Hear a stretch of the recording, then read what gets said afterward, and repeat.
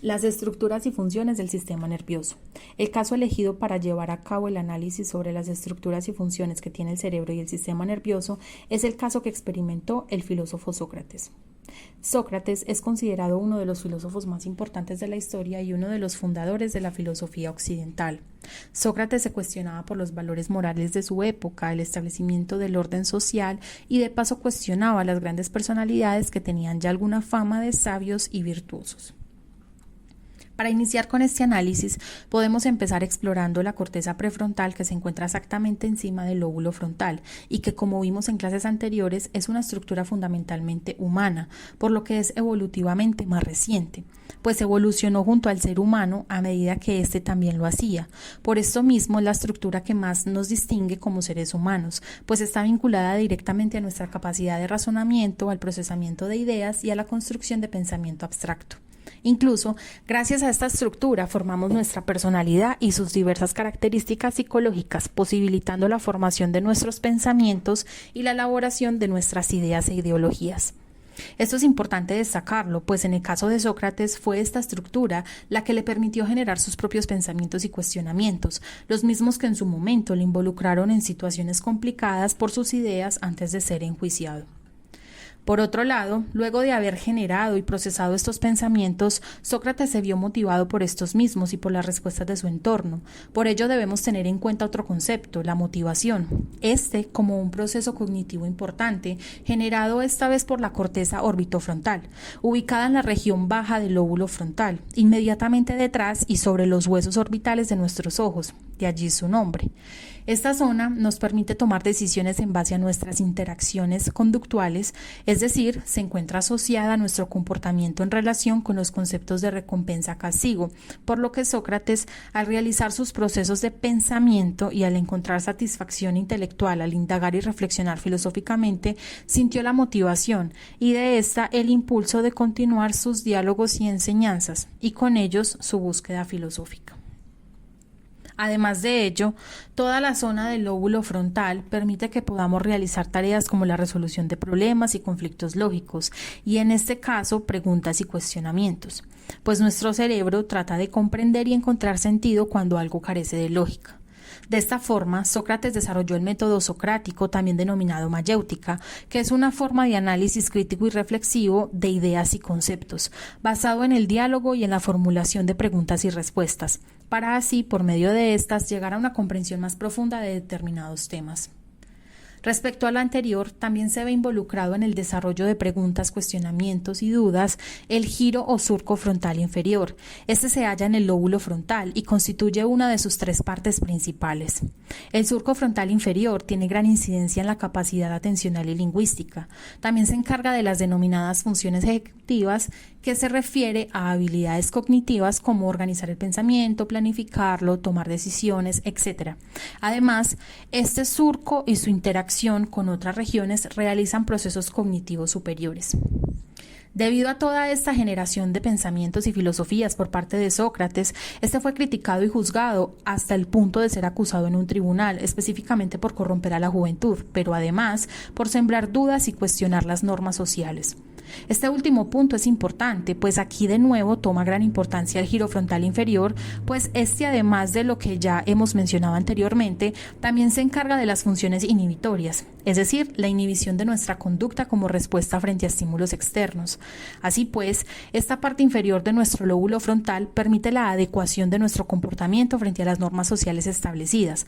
También vemos implicada nuevamente la corteza prefrontal, ya que esta permite que se genere nuestra cognición moral.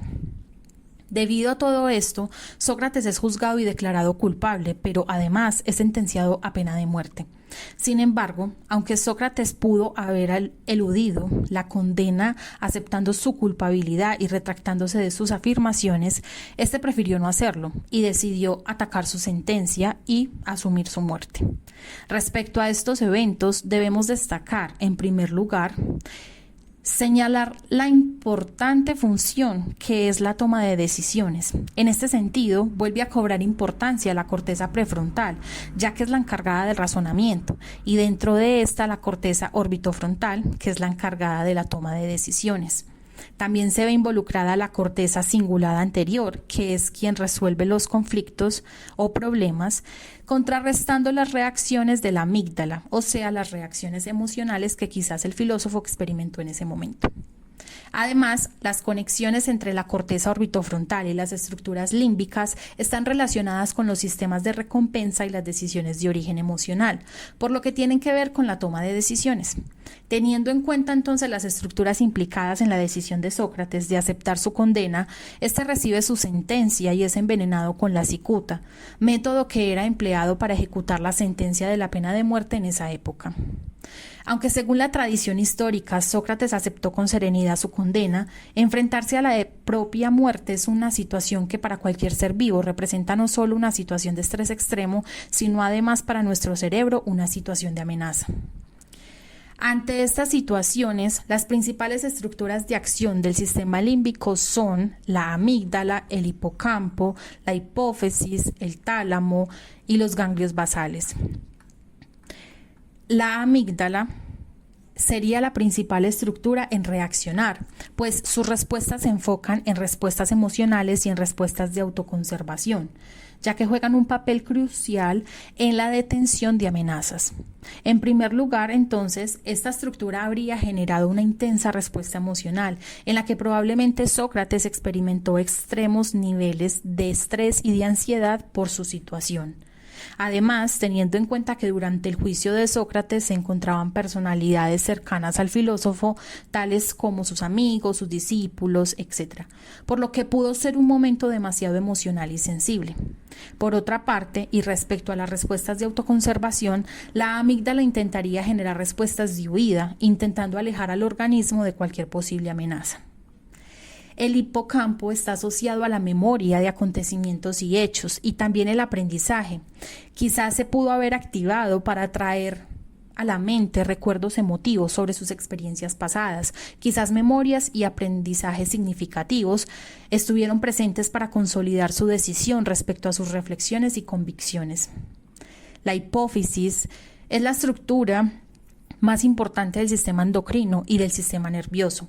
Quizás se pudo haber activado, segregando hormonas importantes como el cortisol, que se genera en situaciones de estrés emocional, como en el caso de Sócrates, lo que pudo haber complicado aún más su estado emocional y su estado físico.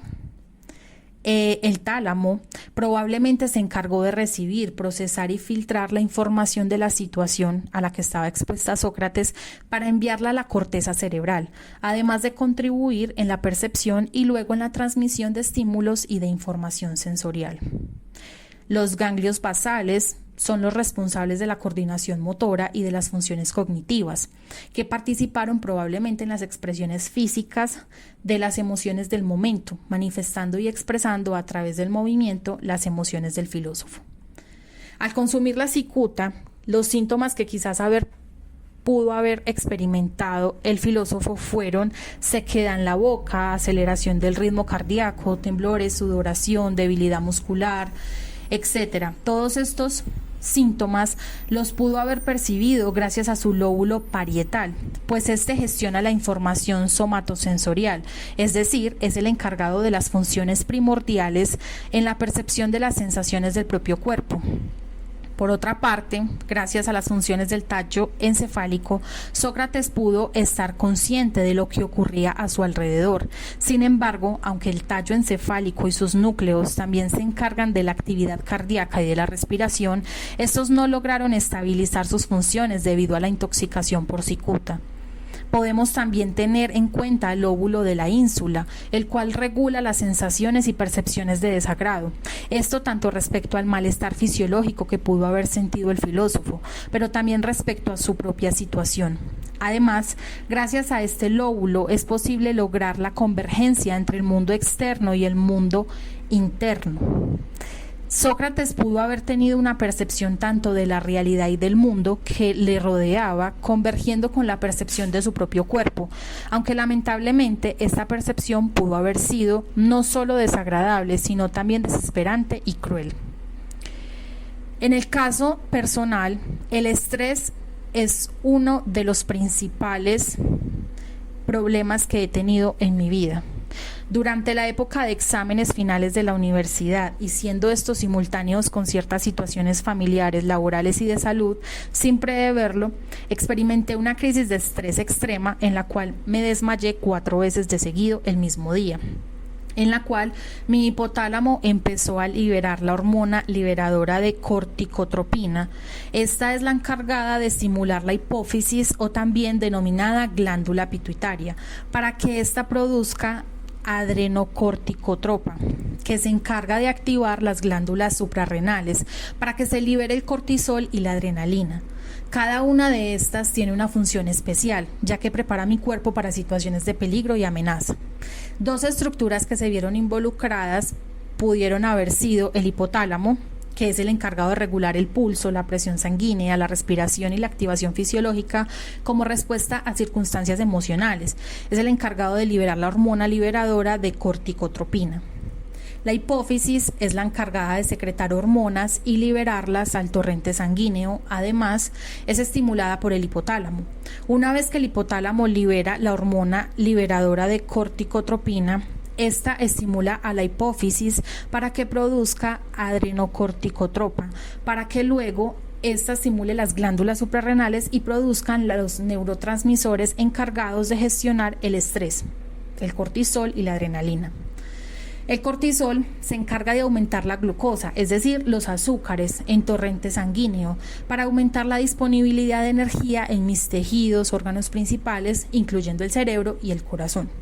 La adrenalina se activa de forma involuntaria, aunque la frecuencia cardíaca eleva la presión arterial, dilata las vías aéreas, contrae los vasos sanguíneos y aumenta los suministros de energía disponible para que el cuerpo no se quede sin esta al enfrentar la situación de estrés o peligro. Aunque este proceso tiene un origen evolutivo, en situaciones cotidianas nos prepara para enfrentar situaciones de peligro, para proteger a nuestro organismo de cualquier amenaza.